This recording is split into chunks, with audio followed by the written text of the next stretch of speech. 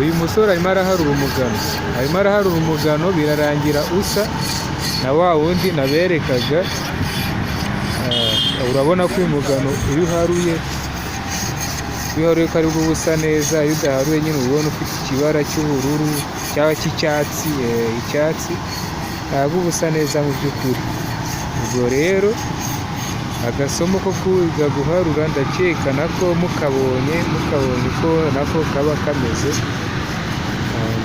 Mukomeze guforowinga cyangwa mukande subscribe kuri channel yitwa Bamboo Rwanda TV, ubundi muzajye murabona video zigiye zitandukanye kandi muzibonere ku gihe.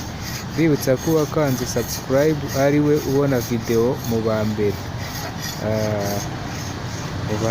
Murabona workshop yacu aho tugenda dukorera